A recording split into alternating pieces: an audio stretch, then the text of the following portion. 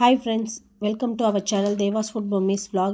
இன்றைக்கி ஒரு ரெசிபினா ரவை கிச்சடி தான். வெஜிடபிள்லாம் யூஸ் பண்ணி ரவை கிச்சடி செஞ்சுருக்கேன். ரொம்ப சாஃப்டாக டேஸ்டியாக இருக்கும். இந்த மாதிரி ட்ரை பண்ணி பாருங்கள். இதுக்கு என்னென்னா, நான் ஒரு 1.5 கிளாஸ் ரவை எடுத்திருக்கேன். அந்த 1.5 கிளாஸ் ரவையை எடுத்து ஃபஸ்ட்டு ஒரு கடாயில், வெறும் கடாயில் போட்டு நல்லா வறுத்து எடுத்துக்கணும்.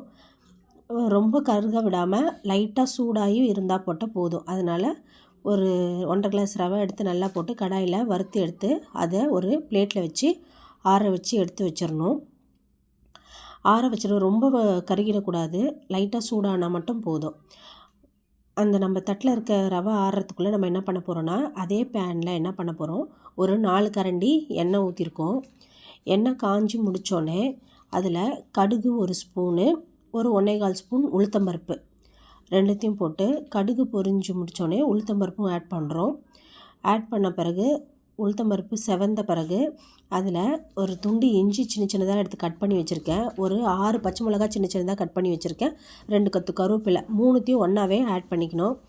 அது கருவேப்பிலெல்லாம் பொரிஞ்சோதும் ஒரு கலரி விட்ட பிறகு 3 வெங்காயம் பொடி பொடியாக நறுக்கி வச்சுருக்கேன். அந்த 3 வெங்காயத்தையுமே அதில் போட்டு கிளறி விடணும்.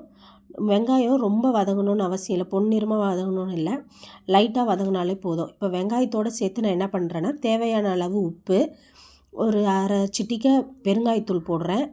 அதுக்கப்புறம் ஒரு அரை ஸ்பூன் மஞ்சத்தூள். கிச்சடி இல்லையா, அந்த ஃப்ளேவர் கொடுக்கணும், மஞ்சள் ஃப்ளேவர், எல்லோ ஃப்ளேவர் கொடுக்கணும்ல, அதனால் மஞ்சத்தூள் ஆட் பண்ணியிருக்கேன். அரை ஸ்பூன் மஞ்சத்தூள் யூஸ் பண்ணியிருக்கேன். இது மூணுத்தையும் போட்டு நல்லா கிளறி விட்ட பிறகு, வெங்காயம் வதங்கின பிறகு 3 தக்காளி எடுத்து நல்லா பொடி பொடியாக கட் பண்ணி வச்சுருக்கேன். அந்த தக்காளியும் அதோடு சேர்த்து நல்லா போட்டு வதக்கி எடுக்கணும். ரொம்ப நேரம் எல்லாத்தையும் போட்டு வதக்க வேண்டாம், ஒரு செகண்ட் வதக்கினா மட்டும் போதும். இப்போ தக்காளி நல்லா போட்டு வதங்க வெட்டி அதுக்கப்புறம் நம்ம என்ன பண்ண போகிறோன்னா, ஒரு 3 கேரட்டு, ஒரு 10 பீன்ஸ் எடுத்து பொடி பொடியாக ரெண்டுத்தையும் நல்லா கழுவிட்டு பொடி பொடியாக எடுத்து கட் பண்ணி வச்சுருக்கேன். தக்காளி வதங்கின பிறகு நம்ம என்ன பண்ண போகிறோன்னா, கேரட்டு பீன்ஸு பொடியாக நறுக்கி வச்சுருக்க தக்காளி பீன்ஸை ரெண்டுத்தையும் சேர்த்து அதோடய போட்டு வதக்க போகிறோம். இதில் ஏன் இஞ்சி பெருங்காயத்தூள் யூஸ் பண்ணியிருக்கேன் அப்படின்னா, ரவை வந்து டைஜஷன் சீக்கிரம் கொடுக்காது, வயிறு உபசம் கொடுக்கும். அதனால் என்ன பண்ணியிருக்கேன்னா, பெருங்காயத்தூளும் இஞ்சியும் போட்டிருக்கேன். ரெண்டும் போட்டால் நம்மளுக்கு சீக்கிரம் டைஜஷன் கொடுத்துரும், நெஞ்சு கரிப்பெல்லாம் இருக்காதுன்றதுக்காக அது ரெண்டும் ஆட் பண்ணியிருக்கேன். வேணான்றவங்க ஸ்கிப் பண்ணிக்கலாம். இதில் இப்போது நான் கேரட்டும் பீன்ஸும் ரெண்டும் சேர்த்து வதக்கியிருக்கேன். ரொம்ப நேரம் வதக்க தேவையில்ல, லைட்டாக எண்ணெயில் கொஞ்சம் நேரம் வதக்கினா மட்டும் போதும். இதுக்கு இப்போ என்ன பண்ண போகிறேன்னா, தண்ணி ஊற்றி அந்த காய் கொதிக்கணும். ஆல்ரெடி நம்ம ரவை உப்புமாவுக்கு வந்து தண்ணி ஊற்றி கொதிக்க வைப்போம், அதே மாதிரி இதுலேயும் தண்ணி ஊற்றி கொதிக்க வைக்க போகிறோம். ஆனால் இப்போ தண்ணி வந்து இதுக்கு எக்ஸஸாக ஊற்ற போகிறோம். 1 கப்பு, நம்ம உப்புமாவுக்கு என்ன பண்ணுவோம், 1 கப் ரவைக்கு 3 கிளாஸ் தண்ணி ஊற்றுவோம்.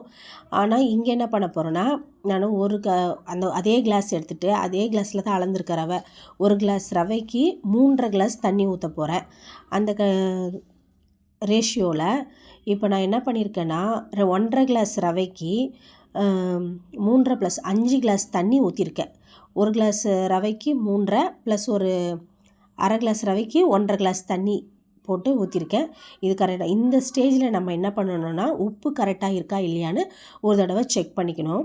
நான் தண்ணி கொதி வர்றதுக்குள்ளே பேரலாக என்ன பண்ணிட்டேன்னா, தேங்காய் சட்னி அரைச்சி ரெடி பண்ணி வச்சுட்டேன் சைட் டிஷ்ஷு.